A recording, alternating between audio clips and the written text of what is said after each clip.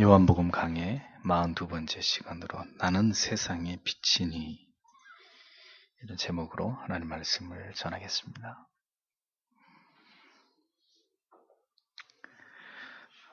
죄인들에게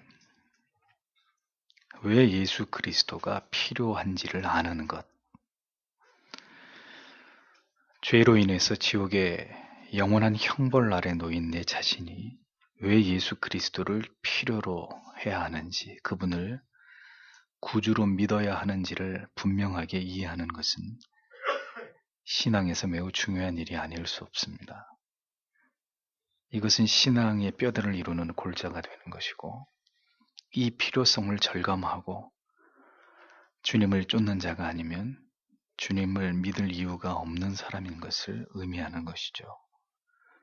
신앙의 동기와 목적이 분명할수록 신앙은 더 열렬해지고 간절해지고, 우리의 마음은 죄인에게 베푸신 하나님의 그 크신 은혜를 깨달아 세월이 흘러갈수록 더 가난하여지게 되는 것입니다. 하나님의 은혜는 그렇게 점점 더 그 마음이 가난하여지는 자들에게 한없이 부어지는 것이죠. 가나마다 현장에서 잡혀온 여인에게 예수께서는 또다시 긍휼과 사랑을 베푸시면서 죄로 인한 율법의 정죄와 죽음으로부터 그녀를 건져내고 계시는 것을 보게 됩니다. 성경에 예수께서 우리에게 보여주신 이런 모든 사건의 토막토막들은 모두 예수님께서 이 세상에 오셔서 그가 죄인들을 위해서 행하신 일이 무엇인지를 우리에게 충분히 깨닫고 느끼도록 그것을 교훈하고 있는 중요한 내용들을 담고 있습니다. 성경을 통해서 우리가 받은 은혜와 사랑을 깨닫고 이것을 우리의 마음속에 품어 잊지 않을 때 신자는 겸손히 자신을 돌아보면서 하나님을 더 사랑하고 하나님만을 의지하는 삶을 살아갈 수 있는 것입니다. 왜 여러분에게 성경을 읽어야 된다고 말씀드리고 성경을 통해 예수를 깊이 만나지 않으면 안 된다고 말씀드리냐면, 그렇게 해서 예수 그리스도로부터 깊이 영향을 받는 사람이 되지 않으면 그 사람은 허울뿐인 신자가 될 수밖에 없기 때문입니다. 예수를 만나서 예수 그리스도의 인격을 경험해서 우리의 가치관이 송두리째 변화되지 않고는 결코 그리스도가 원하시는 그리스도를 닮아가는 삶을 살아가는 것은 꿈과 같은 이야기가 될 수밖에 없습니다. 예수님을 아는 정도가 돼서는 안 됩니다. 그분을 깊이 체험해서 그분처럼 되고자 하는 열망이 여러분들의 가슴 속에 있어야 합니다. 예수 그리스도에 대한 구경꾼은 그때도 많았고 지금도 교회 안팎에 적지 않이 볼 수 있습니다. 예수님을 아는 정도가 아닌 그 생명의 빛이 우리의 영혼의 죄의 어둠을 뚫고 들어와서 우리의 영혼을 환하게 비추고 있는 그런 존재로서의 신자가 되어야 하는 것입니다. 그런 자들만이 천국에 이르기에 합당한 자가 될 수 있는 것이죠. 우리는 우리의 신앙이 식어지거나 시드는 것에 대해서 가장 경계해야 합니다. 나의 마음이 높아져서 하나님의 말씀을 통한 깨달음과 훈계와 책망이 더 이상 듣기 싫어지게 된다면 이제 여러분은 하나님께로부터 점점 더 멀어지는 길만이 남아있게 됩니다. 목사의 따가운 경고의 말씀과 채찍과 같은 말씀이 싫으면 여러분은 하나님 앞에 서서 두렵고 떨리는 마음으로 준엄한 그분의 책망을 듣는 길 외에는 달리 다른 길이 여러분 앞에 없다는 사실을 잊지 않으셔야 합니다. 마음이 교만하여지고 하나님께로부터 멀어지게 될 때 우리는 지극히 이기적인 존재가 되는 것이고 자기중심적인 사람으로 돌변하게 되는 것입니다. 그리고 그 결과는 더 쉽고 편안한 신앙을 찾게 되는 것이고 그리스도를 좇는 좁은 길보다는 그리스도를 따르면서도 세상을 동시에 취할 수 있는 보다 넓은 길을 찾게 되는 마음의 변질로 나타나게 되는 것입니다. 자신이 누구인지를 밝히시는 이 예수님의 증언이 복음서 전체에서 반복되게 나타나고 있는데, 오늘도 역시 주님은 자기의 정체성에 관한 말씀을, 매우 중대한 말씀을 우리에게 전해주고 계십니다. 12절의 내용을 보면, 그때 예수님께서 다시 그들에게 말씀하여 이르시되 나는 세상의 빛이니 나를 따르는 자는 어둠 속에 다니지 아니하고 생명의 빛을 얻으리라 하시니라 라고 말씀하셨습니다. 요한복음의 시작에서도 주님은 자신을 빛이라고 먼저 소개하신 것을 보게 됩니다. 요한복음 1장 4절 5절에서도 그 안에 생명이 있었으니 이 생명은 사람들의 빛이라. 빛이 어두움에 비추되 어두움이 깨닫지 못하더라 라고 기록하고 있습니다. 예수 그리스도의 이와 같은 자기 소개를 우리는 주목해서 묵상해 볼 필요가 있습니다. 이것은 복음이 무엇인지를 정의하고 우리에게 설명해 주시는 복음에 관한 매우 중요한 진수가 되기 때문입니다. 주님은 에고 에이미, 나는 무엇이다 라는 표현으로 자신이 하나님이며 하나님의 아들이신 것을 성경에서 자주 표현하셨습니다. 오늘의 본문은 주님 자신을 일컬어서 나는 세상의 빛이다 라고 표현하셨습니다. 자신의 신적 정체성을 그렇게 나타내시는 표현이었습니다. 초막절의 절기가 끝이 난 직후에 주께서는 예루살렘 성전에 여인의 뜰을 비추고 있었던 7개의 등대에서 착안을 하셔서 아마도 자신을 빛이라고 그렇게 묘사하신 것이 아닌가 추측하게 됩니다.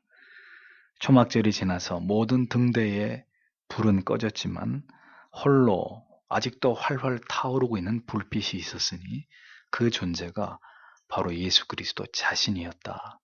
예수 그리스도이시다라는 사실을 빗대어 말씀하고 계셨던 것입니다. 예수님은 세상의 빛이다. 세상 속에, 세상이라는 어두움 속의 빛이다 라고 자기 자신을 소개하십니다. 하나님께서는 세상을 창조하셨지만 세상은 하나님을 알기를 거부했고 인간의 죄는 창세 이후로 지금까지 더욱 창궐해 가고 있습니다. 유대주의의 율법주의 속에서 참된 진리와 하나님을 경외하는 참된 도는 실종되어 버렸고 그 자리를 외식과 형식, 숨막히는 율법의 정죄 아래서 사람들은 신음하고 있는 그런 생활을 계속해가고 있었습니다. 인간의 타락과 죄가 빚어낸 이 비참한 현실 속에서 구약의 예언대로 예수 그리스도께서 이 세상의 빛으로 출현하신 것입니다. 그 어두움을 비추는 강렬한 빛으로 이 세상의 모든 무지와 죄의 어두움을 몰아내실 수 있는 그런 강렬함으로 그 빛을 몰아내어야 하는 그 사명을 가지고 주님이 이 세상에 오신 것입니다. 주께서 이 세상에 오시기 이전까지의 세상은 어두움 그 자체였습니다. 영적인 흑암, 죄가 가득 뒤덮여 있었던 어두움 그 자체였습니다. 하나님께서는 오랜 시간 침묵으로 나날이 죄악이 늘어나고 있는 세상을 심판하셨습니다. 그것이 구약과 신약의 그 사이에 존재했던 긴 시간의 공백기이죠. 그리고 그 오랜 침묵 끝에 하나님의 아들이 이 세상에 오셨고 그분의 사명이 이 세상에 드러나야 될 시점이 되자 빛이 이내 어두움을 몰아내기 위해 그 강력한 불꽃을 점화하게 된 것입니다.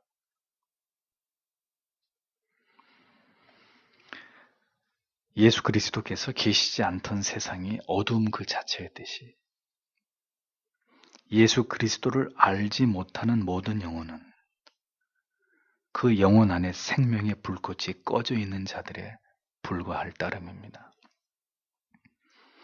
오늘도 여러분이 하나님을 예배하러 이 자리에 나왔지만 여러분 안에 예수 그리스도를 아는 선명한 지식이 없고 그 예수 그리스도를 아는 지식을 쫓아 하나님을 위해 살고자 하는 결연한 의지와 마음속에 다짐이 없다면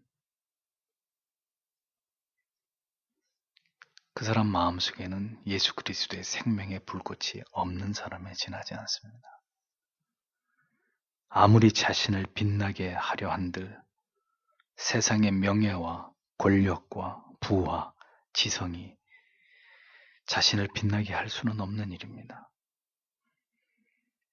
인간은 절대적으로 스스로를 빛나게 할 수 없는 존재입니다.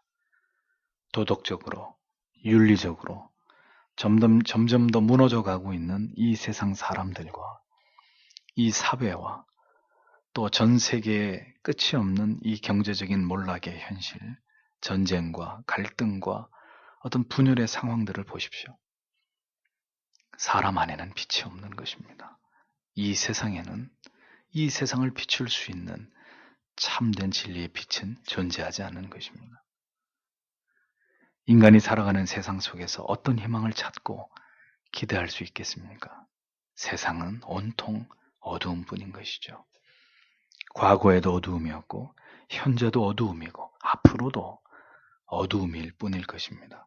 다만 그 가운데 오신 예수 그리스도의 진리의 등불이 하나님의 택하신 백성들의 영혼 가운데 점화된 자들만이 그 빛을 품고 또 그 빛을 뿜어내면서 매우 가치 있고 존귀한 인생을 살아가는 자들이 될 수 있을 뿐인 것입니다.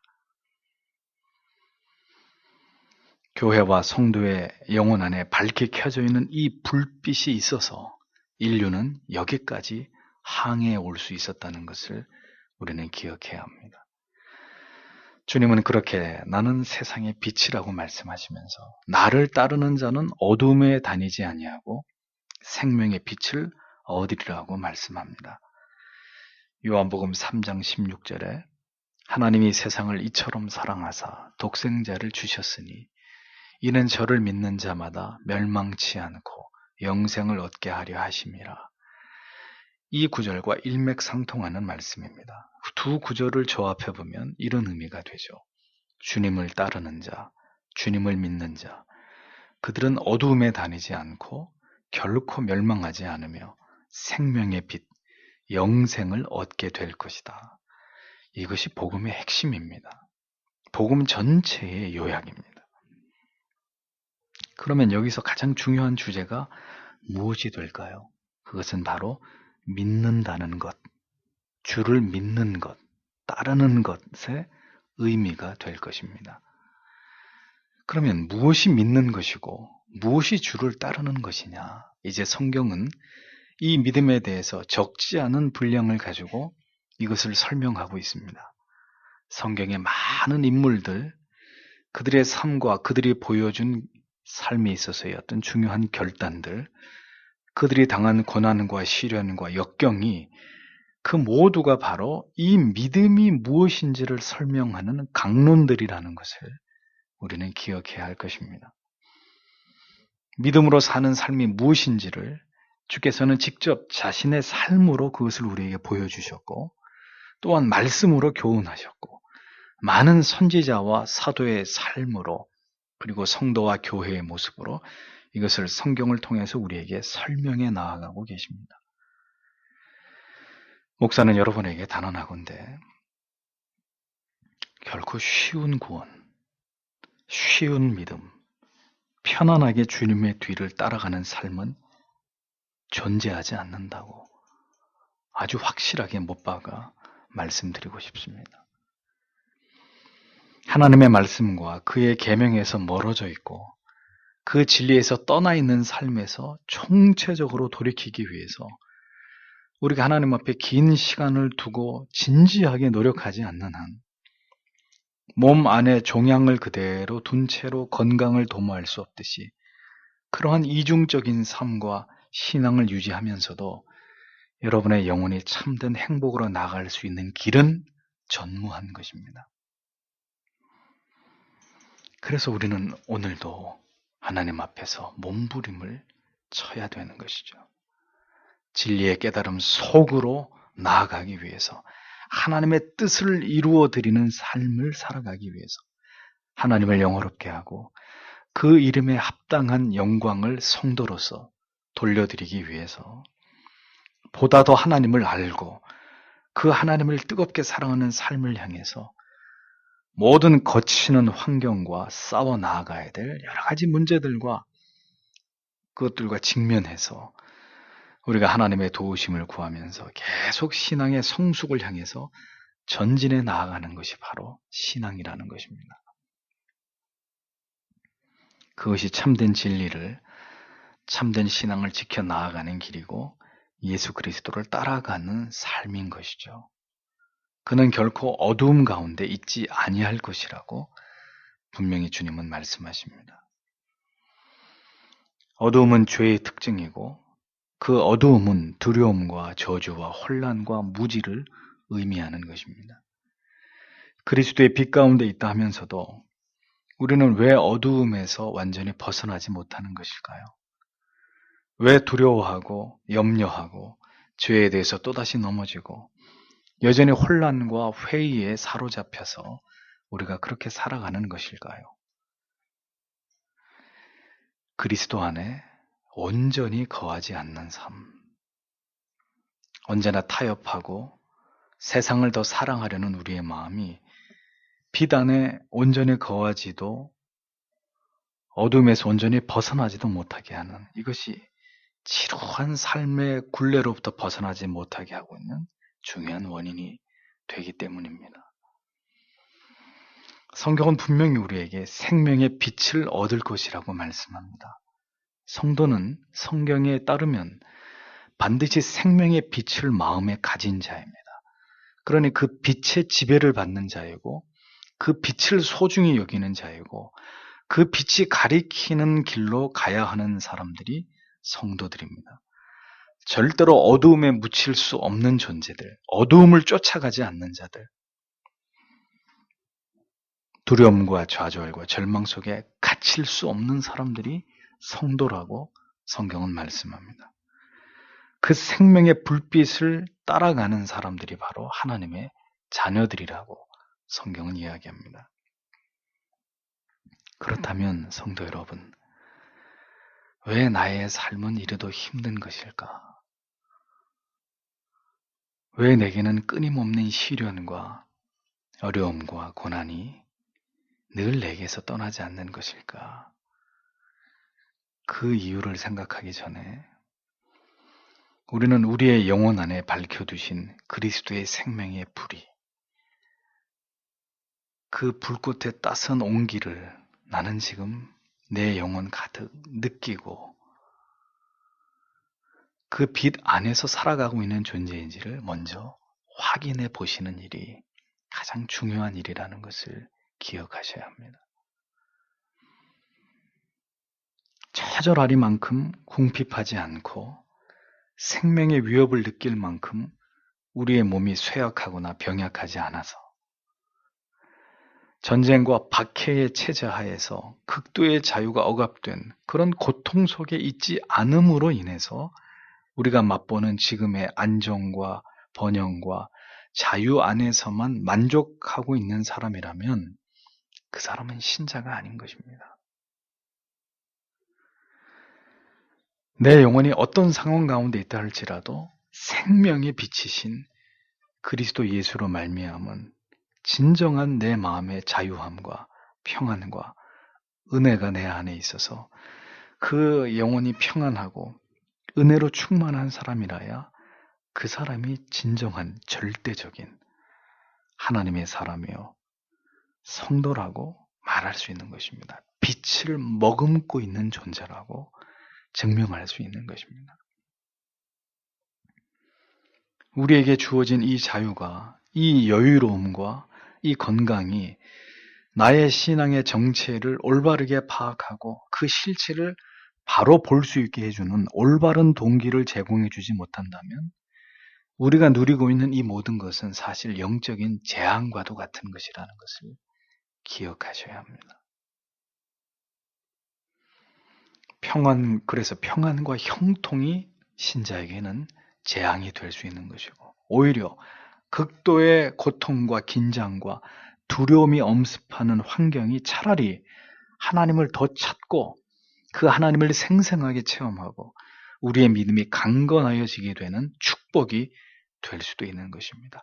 이것이 바로 기독교만이 갖는 역설적인 축복이고 영적인 희열이고 기쁨인 것이죠.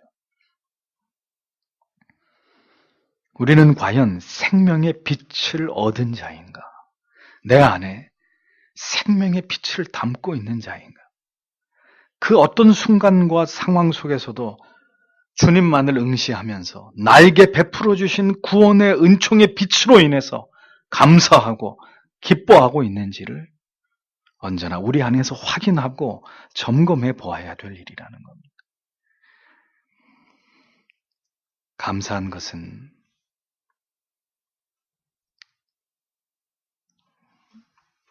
그리스도를 믿음으로 온전히 그를 추종하는 자들에게 주께서는 반드시 그들 안에 생명의 빛으로 거하시겠다고 약속하고 계신다는 사실입니다. 이것은 우리의 의지가 아니라 주님의 의지이십니다. 우리의 믿음이 진실된 것이라면, 진정으로 그 빛이 내 안에 머물기를 소원하는 것이라면 하나님은 그러한 자의 마음속에 반드시 꺼지지 않는 불꽃으로, 생명의 불꽃으로 우리를 마침내 영생으로까지 인도하는 등불로 우리 영혼 안에 존재하실 것이다. 그렇게 우리를 영생을 향해 견인해 갈 것이다 라고 분명히 말씀하고 계신다는 겁니다. 이것이 얼마나 가슴 벅찬 감격이고 가장 기쁜 약속이고 소망이 넘치는 말씀입니까? 나는 세상의 빛이니 나를 따르는 자는 어둠에 다니지 아니하고 생명의 빛을 얻으리라. 그리스도 안에서만 맛볼 수 있는 평강이 진정한 평강인 것입니다. 그리스도 때문에 느낄 수 있는 내 영혼의 자유와 기쁨과 행복만이 진정한 것입니다. 그리스도를 믿음으로 말미암은 반대급부로서의 기대하고 바라는 행복과 번영과 기쁨은 생명의 빛으로 말미암은 온전한 것이 아니라는 것이죠. 신앙은 조건이 없어야 되는 것입니다. 이렇게 해주시면 내가 하나님을 사랑할 것이고 내 삶이 보다 부요해지면 모든 것들이 내가 원하고 바라는 것들이 이루어지면 나는 하나님을 더 사랑할 것입니다. 그러면 그렇게 하지 않으면 하나님을 사랑하지 않을 것입니까? 그래서 그런 것들은 신앙이 될 수 없는 것입니다. 신앙으로 말미암아 무언가를 기대하는 것은 신앙 안에서 발견되어져야 될 부분이 아니라는 거예요.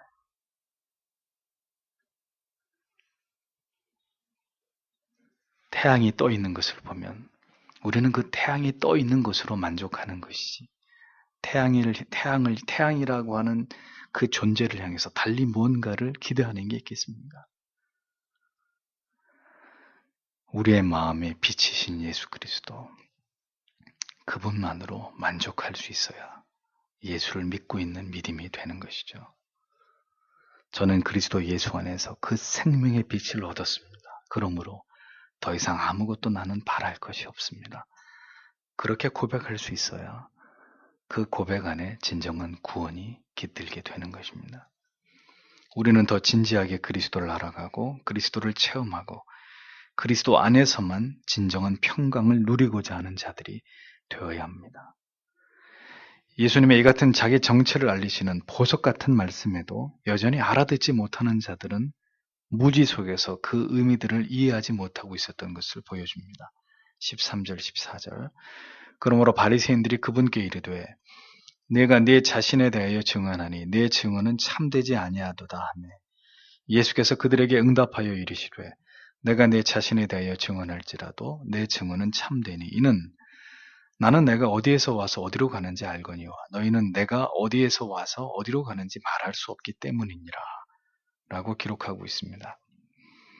또다시 바리새인들은 예수님의 말씀에 어깃장을 놓고 나오고 있습니다. 언제나 진리는 악의 도전을 받으며 진리가 선포되는 곳에는 이것을 거부하고자 하는 사탄의 우리의 마음을 움직이는 역사가 일어나기 마련입니다.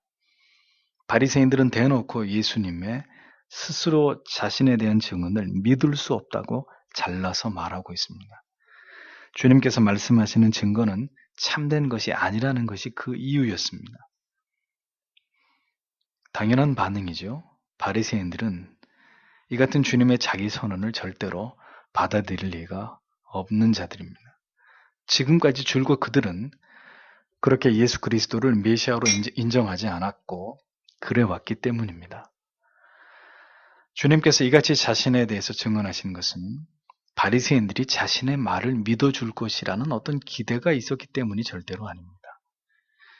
주께서는 자신의 말씀을 통해서 모든 시대의 하나님의 자녀들로 하여금 예수 그리스도의 말씀을 듣고 믿고 따르게 하시고자 이런 말씀을 그 당시의 사람들이 듣든지 듣지 않든지 상관없이 자신이 하셔야 되는 말씀을 정확하게 하신 것일 뿐이죠. 놀라운 것은 2000년이 지난 이 시대까지 하나님의 말씀, 예수 그리스도의 그 말씀이 하나님의 백성들에게 전해져서 여전히 이 진리의 말씀을 통하여 하나님께로 나아와서 구원을 받는 하나님의 자녀들이 일어나고 있다는 점입니다. 그 시대에는 누구도 주님의 말씀에 귀를 기울이지 않았지만 그 모든 주님의 말씀은 모두 성경 속에 기록되어져서 오늘도 우리의 가슴을 뜨겁게 하는 말씀으로 살아나고 있으니 우리는 오늘도 성경 속에서 우리를 향하신 이런 주님의 음성을 듣게 되는 것입니다. 주님께서는 자신이 자신에 대해서 증언하신 것을 믿을 수 없다는 바리새인들의 반응에 대해서 내가 내 자신에 대해서 증언할지라도 내 증거는 참일 수밖에 없다는 말로 담담히 응수하고 계셨습니다. 상관없다는 말이죠. 너희가 내 말을 믿든 안 믿든 내 말에 대해서 나에 대해서 어떻게 생각하든 그것은 내가 알 바가 아니다라는 것이 주님의 말씀입니다. 메시아는 자신이 어디에서 와서 어디로 가고 계시는지를 뚜렷하게 아시지만 너희들은 나를 박해하는 너희들은 이 모든 것에 대해서 진리에 대해서 아무것도 아는 바가 없다고 말씀하십니다. 그리고 너희의 그 무지함을 이해한다고 주님은 자기의 입장을 설명하고 계셨습니다. 모든 것을 아시는 주님의 입장에서 아무것도 모르는 아직 예수 그리스도에 대해서 참된 진리에 대해서 복음에 대해서 참된 구원과 성화를 이루어가는 그리스도인의 삶에 대해서 하나님을 기쁘시게 하는 삶이 무엇이고 어떻게 우리는 하나님을 영화롭게 할 수 있을지를 전혀 알지 못하는 그런 부분에 대해서 어떻게 치열하게 살아서 죄를 멀리하고 더 그리스도를 닮아가야 하는지에 대한 어떤 그런 관심보다는 여전히 세상의 일과 육적인 것에 얽매여서 살아갈 수밖에 없는 이런 우리의 무지와 연약과 죄에 대해서 주님은 다 알고 계신다고 말씀합니다. 주님께서는 아시고 우리는 모르기 때문에 우리는 좀처럼 우리의 삶에서 주님을 인정하고 주님의 뜻에 순종하고 주님이 기뻐하시는 올바른 믿음으로 선택하고 결정하지 못하는 것이죠. 그러니까 무지는 이렇듯 그리스도를 우리를 향하신 하나님의 계획을 거스르게 되는 것이고 우리가 가지 말아야 되는 길로 행하게 만드는 결과를 야기시키는 것입니다. 그리스도에 대한 무지가 결국은 그리스도를 배척하게 하는 원인이 되는 것이었습니다. 성경에 대한 무지는 성경을 배척하게 하고 하나님을 멀찌감치 두고자 하는 우리의 삶을 합리화하게 만듭니다. 그래서 우리가 진리의 말씀을 향해 더 다가가지 않으면 그 진리를 그 따가운 생명의 말씀을 배척하게 될 뿐인 것입니다. 결국은 그 진리를 피하게 되고 멀어지게 되고 그 진리로부터 결국은 돌아서게 될 뿐인 것입니다. 그래서 부디 진리의 겉만을 핥는 자들이 아니라 그 진리의 속맛을 본 자들이 되어야 한다는 것이죠. 진리의 주변을 맴도는 자들이 아니라 어떤 대가를 지불하고라도 그리스도를 맛보는 깊이 그분을 체험하는 신자가 되셔야 한다는 것입니다. 아무리 교회를 다니고 설교를 듣는다 하더라도 여러분 자신이 그리스도에 대해서 깊이 알고 그분을 만나지 못하면 여러분들은 언젠가는 때가 되면 그 진리로부터 반드시 멀어질 수밖에 없게 되는 것입니다. 어떤 핑계로든 그 진리로부터 떠날 수밖에 없게 되는 것입니다. 그들은 그리스도에 대해서 아는 바가 없었기 때문에 지극히 사람의 생각과 기준으로 그리스도를 판단하는 우를 범하고 있었습니다. 15절 16절을 보면 너희는 육체를 따라 판단하나 나는 아무도 판단하지 아니하노라. 만일 내가 판단해도 내 판단은 참되니 이는 내가 혼자 있지 아니하고 나를 보내신 아버지와 내가 함께 있기 때문이라. 주님께서 이렇게 스스로 자신을 변론하고 계셨습니다. 자신의 메시아 되심의 당위성에 관해서 하나하나 풀어가면서 설명하셨습니다. 그들은 무지함 속에서 그들이 아는 힘이 무지하고 부족한 지식을 근거로 지금 메시아이신 자신을 판단하고 있다고 말씀하셨습니다. 너희는 지금 감히 내게 대해서 나의 모든 배경과 외모와 나의 말을 가지고 판단하지만 나는 아무도 판단하고자 하지 않겠다. 이것이 주의 말씀입니다. 나는 너희가 지금 나를 판단함처럼 아무에게도 판단하거나 정죄하기를 원치 않는다. 나는 죄인을 구원하러 이 세상에 온 메시아이기 때문이다. 이것이 주님의 뜻이었습니다. 가늠하다 현장에서 잡혀온 여인을 죽여야 하나 말아야 되나. 그것이 그들에게 중요한, 정죄하고 판단하는 그들에게 중요한 일이었는지는 모르겠지만 주님은 그 여인을 정죄하지 않고 다시는 죄를 짓지 않는 하나님의 자녀가 되게 하시는 것이 더 큰 사명이었던 분이었습니다. 하나님을, 진리를 알지 못하는 자들은 자신들의 기준으로 법과 도덕과 상식으로 판단하고 난도질하고 정죄할 뿐입니다. 그러나 예수 그리스도는, 예수 그리스도의 사람들은 그러한 기준과 관점으로 판단하는 자들이 되어서는 안 되는 것이죠. 주님의 오신 목적은 판단과 정죄와 심판이 아니라 무지한 죄인들을 구원해서 하나님의 자녀로 삼으시는 것이었습니다. 그러면 우리도 판단과 정죄보다는 진리의 말씀으로 설득하고 가르치고 호소하고 또 권고해서 죄인들로 하여금 하나님의 자녀가 되게 하는 일에 우리의 모든 초점을 맞춰야 되는 것입니다. 그러나 주님께서 영원히 판단하지 않겠다고 말씀하신 것은 아니었습니다. 16절을 보면 만일 내가 판단해도 내 판단은 참되니 이는 내가 혼자 있지 아니하고 나를 보내신 아버지와 내가 함께 있기 때문이라고 말씀했습니다. 그러니까 지금은 주님께서 판단하실 때가 아니므로 판단을 유보하시지만 만일 주께서 판단하실 때가 되어서 판단하시게 된다면 주님의 판단은 반드시 완전하고 정확하고 오류가 없을 것이라고 말씀하고 계십니다. 이 말씀의 깊은 의미는 지금은 아직 너희가 생명의 빛을, 복음을 알지 못하는 고로 내가 너희의 무지에 대해서 판단하지 않겠지만 만일 내가 다시 와서 세상을 판단하게 될 날이 이르게 된다면 나의 판단은 반드시 선악간에 명백하게 이루어질 것이고 누구도 이에 대해서 변명하거나 피할 수 없게 될 것이라는 그런 의미가 되는 것입니다. 그 이유는 내 자신만의 판단이 아니라 그 모든 판단은 나를 이 세상에 보내신 아버지께서 나와 함께 하신 모든 판단이기 때문에 그렇다고 설명하고 계십니다. 예수 그리스도께서는 성부 하나님과의 연합의 관계를 이같이 설명하셨습니다. 예수 그리스도의 평가가 곧 성부 하나님의 평가임을 주님께서는 말씀하시면서 너희가 지금 내게 행하는 이 모든 악이 결국은 하나님을 향한 악이 된다는 것을 시사하셨습니다. 이와 같은 성부와의 연합을 더 강조하시면서 주님은 17절, 18절에서 너희 율법에도 두 사람의 증언은 참되다고 기록되었으니 내가 내 자신에 대하여 증언하는 자가 되고 나를 보내신 아버지도 나에 대하여 증언하시느니라 하시니라 이렇게 기록하고 있습니다.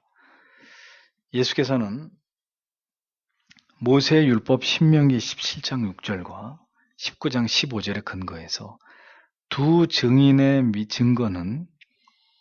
사람의 증인의 증거는 믿을 만한 것이라는 것을 상기시키면서 그러면서 자신의 메시아 되심의 증거는 자기 자신뿐만이 아니라 자신을 이 세상에 보내신 아버지가 바로 증인이 된다는 사실을 밝히고 계셨습니다. 주께서는 죄인을 구원하시기 위해서 메시아를 이 세상에 보내신 분이 바로 하나님이시고 자신이 바로 그 아버지께서 이 세상에 보내신 구주가 되신다는 것을 계속해서 강조하고 계시는 것을 보게 됩니다.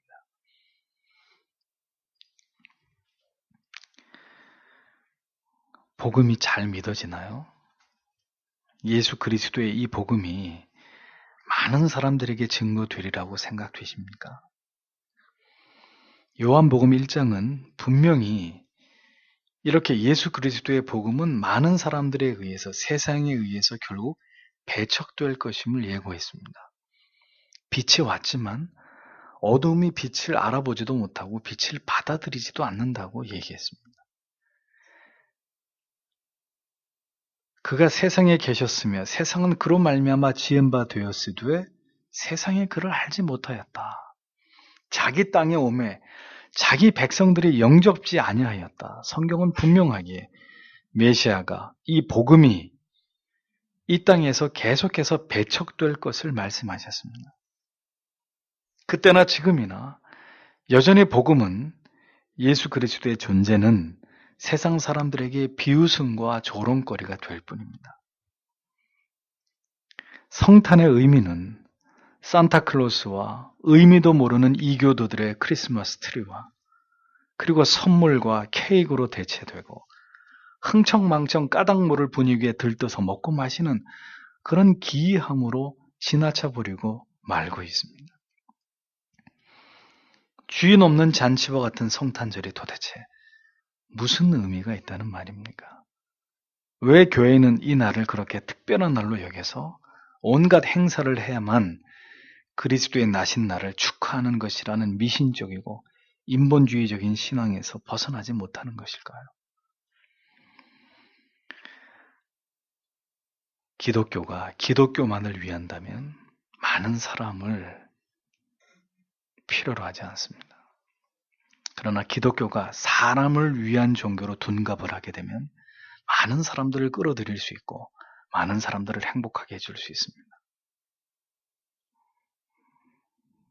우리는 1년 동안 요한복음의 말씀을 통해서 예수 그리스도의 나심과 그의 생애와 그의 오심의 목적과 그 위대한 뜻을 말씀을 통해 깨닫고 우리의 마음에 새기면서 한 해를 보냈습니다. 그렇게 매일 매순간 주님의 날인 이 주일마다 주님을 생각하고 그분을 묵상하고 그의 거룩한 생애를 배우는 것이 한 날을 정해서 그의 오심을 난리법석을 부리면서 축하하는 것보다 훨씬 더 주를 기쁘시게 하는 것이라는 것을 우리는 믿어 의심치 않습니다. 그리스도의 메시아 되심은 자신이 자증하시고 아버지께서 증거하는 역사적인 사실이고 분명한 진리입니다. 누가 뭐라고 해도 주님은 하나님의 아들이시고 하나님의 자기 백성을 구원하시기 위해서 이 세상에 오신 아무도 그를 반겨주거나 환영한 일이 없는 외로운 인생을 사시다가 십자가에서 최후를 맞이하게 하셨던 우리의 구주이셨습니다. 그렇게 구주를 생각하면서 언제나 그 은혜와 사랑을 생각하지 않는 사람들이 성탄절이라고 해서 주의 오심을 축하하는 생색이라도 내야 양심의 가책을 덜 수 있어 그렇게 하는지는 모르겠습니다만 성도 여러분, 언제나 주의 오심을 기뻐하고 감격해하고 감사하는 그런 성도님들이 되셔야 합니다. 매주일이 성탄절이 되어야 하는 것이고 부활주일이 되어야 되는 것이고 매일의 삶이 그리스도를 생각하는 삶이 되어야 하는 것입니다. 그것이 진정으로 그리스도께서 우리에게 바라시는 바라 믿어 의심치 않는 그런 믿음이 필요하다는 거죠. 바리새인들의 비아냥거림이 또다시 이어집니다. 19절에 이에 그들이 그분께 이르되 내 아버지가 어디 있느냐 하니 예수님께서 대답하시되 너희가 나도 알지 못하고 내 아버지도 알지 못하는도다. 너희가 나를 알았더라면 내 아버지도 알았으리라 하시니라. 이렇게 기록되어 있습니다. 하나님을 알지 못하는 자, 예수 그리스도를 구주로 믿지 아니하는 자, 하나님을 조롱하고 그의 아들을 조롱하는 자들입니다. 그의 아들을 멸시하고 우습게 여기는 자들입니다. 그러니 지금도 이 하나님을, 이 예수 그리스도를 믿지 않으려고 하는 불신자들이 죄인들이 아니고 뭐란 말입니까?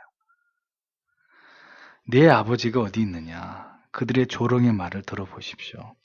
네가 믿는 예수인지 하나님이신지가 어디 있느냐? 세상 사람들의 조롱을 들어보십시오. 하나님이 있다면 이 세상을 왜 이 모양으로 방치하는 것이냐? 신이 있다면 왜 죄 없는 사람들의 죽음을 방관하고 있는 것이냐? 너희들의 아버지가 어디 있느냐? 그러니까 주님께서도 성도인 우리도 이 세상에서는 그런 조롱의 말을 듣게 돼 있는 것입니다. 그것은 당연한 일입니다. 주님의 답변은 간단했습니다. 너희가 나도 모르면서 아버지를 알고자 하는 것이냐? 나를 너희가 메시아인 줄 알았더라면 내 아버지도 분명히 올바르게 알게 되었을 것이다. 나를 모른다는 것은 내 아버지의 뜻과 계획을 전혀 알지 못한다는 것이고 아버지를 모른다는 것은 그의 아들 메시아를 모른다는 것을 의미하는 것이다. 이것이 주님의 말씀이셨습니다. 예수 그리스도를 통한 분명한 회심을 경험함으로 예수 그리스도가 나의 구주 되심이 확고하지 않다면 그럼 그런 믿음은 하나님께서 인정하시는 신앙이 될 수 없는 것입니다. 예수 그리스도와 견고한 영적인 연합을 이루어 무엇으로도 그와 떨어질 수 없을 만큼 그 영혼이 그리스도와 깊이 유착되어 있는 자가 아니라면 그 사람은 하나님과 아무런 관계가 없는 사람일 뿐입니다. 그러므로 우리는 그리스도를 아는 일에 있어서 우리의 모든 것을 걸어야 합니다. 바울의 고백처럼 예수 그리스도를 아는 지식 외에는 그 어떤 것도 알기를 원치 않고 그리스도의 십자가 외에는 결코 내게 자랑할 것이 없다 할 만큼 예수 그리스도에게 미친 사람들이 되어야 되는 것입니다. 여러분, 그리스도에 대해서 열렬하지 않으면서 천국에 갈 수 있는 사람은 아무도 없습니다. 여러분이 세상에서 즐거워하시고 흥분되어 하시는 일에 대해서 어떤 좋은 것을 여행했을 때 여러분들의 마음에 깃드는 기쁨, 그런 것보다 10배, 100배나 더 그리스도를 아는 일과 그를 섬기며 예배하는 일에서 여러분들의 영혼이 참된 즐거움과 기쁨과 흥분됨을 느끼지 못한다면 그 사람은 그리스도의 사람이 아닐 수 있는 것입니다. 나는 그리스도를 알아가고 있는가? 올 한 해도 열심히 최선을 다해서 그를 알아갔던 한 해였는가? 나는 점점 시간이 지나갈수록 하나님의 말씀을 사모하게 되면 될수록 더 깊이 그분에게 빠져들고 있는 나는 그런 신자인가? 나는 더 하나님께로 다가가고 있는, 더욱 하나님과 친밀해져 가고 있는 하나님의 사람인가? 아니면 벌써 실증과 권태를 느끼고 있는 신앙이 내게 귀찮은 것이 되어버리고만 빈 껍데기 같은 신자가 되어버린 것인가? 우리 자신에게 확인해 봐야 될 일입니다. 20절에 예수님께서 성전에서 가르치실 때 성전 보고에서 이 말씀들을 하셨으나 아무도 그분께 손을 대지 아니하였으니 이는 그분의 때가 아직 이르지 아니하였기 때문이더라 라고 기록하고 있습니다. 주님은 성전에서 사람들의 출입이 비교적 빈번한 헌금궤 앞에서 바리새인들과 지금까지 변론하셨습니다. 헌금궤 앞에, 성전의 헌금궤 앞이라고 하는 것은 많은 사람들이 왕래하는 것을 의미하는데, 그렇게 많은 사람들이 그 자리에서 메시아를 조롱하면서 얼마든지 그리스도를 결박할 수 있었지만, 그 공개된 자리에 그 많은 사람들 틈바구니에 아무도 예수님께 손을 대는 자가 없었다고 성경은 기록합니다. 유대주의자들에게, 서기관과 바리새인들에게 이런 충격적인 복음을 그들이 도저히 받아들일 수 없는, 그들을 불쾌하게 만드는 복음을 가감없이 전했어도 아직은 아무도 예수님의 몸에 손을 대는 자가 없었다고 성경은 기록합니다. 이것이 메시아의 위엄이죠. 메시아를 조롱하고 비웃을 수는 있지만, 아무리 세상 사람들이 우리를 비웃고 조롱하고 무시할 수는 있지만, 잊지 마십시오. 하나님이 허락하심이 없이는, 주님의 때가 되지 않았으면 주를 해할 수 없었듯이 성도와 교회도 머리털 하나 상하게 할 수 없다는 것을 기억하십시오. 세상이 우리를 멸시할 수는 있어도, 신자를 비웃고 조롱할 수는 있어도 우리를 멸할 수는 없다는 사실을 우리는 기억해야 합니다. 우리는 하나님의 주권을 따라서, 그분의 계획하심을 따라서 우리의 인생을 살아가는 것일 뿐입니다. 우리가 어떤 결정을 내려든 그것이 하나님이 기뻐하시는 결정이면 세상은 절대로 우리를 해할 수 없고, 하나님은 길이 없는 가운데서도 길을 열어서 하나님의 기뻐하시는 뜻을 이루게 하시는 분이 바로 하나님이십니다. 우리의 노력과 우리의 열정만으로 우리의 운명을 결정지을 수 없는 것입니다. 안타까운 것은 교회가 진리 때문에 이렇게 멸시를 당하고 핍박을 받아야 영광스러운 것인데, 지금의 교회와 성도와 성직자들은 부도덕과 비윤리적인 모습으로 그들의 도가 넘은 사치와 집단적인 이기주의로 인해서 세인들의 비웃음과 조롱거리가 되고 있으니, 이 모든 일에 대해서 주님께서 어떤 준엄하신 심판으로 교회를 책망하실지, 그것이 언제나 우리를 가슴 졸이게 하는 두려움의 이유가 되는 것입니다. 성도 여러분, 부디 목회자의 말을 우습게 듣지 마시기를 당부드립니다. 진리의 권고를 회피하지 마십시오. 쉬운 믿음은 없습니다. 쉬운 구원도 없습니다. 듣기 쉬운 부드러운 진리는 진리가 결코 아닙니다. 부디 진리의 말씀에 더 청렴하시고 우리를 긍휼히 여기사 진리의 깨달음 속에서 더 강렬한 진리의 빛 속으로 우리를 불러주시는 주님을 바라보면서 그렇게 되기를 소망하는 여러분들이 되셔야 합니다. 더 나아가셔야 합니다. 지금으로 만족하시면 안 되고, 내년에는 한 걸음 더 주님께로 다가가기 위해서 여러분들의 신앙에 중대한 변화가 있어야 되고 새로운 결단이 있어야 할 것입니다.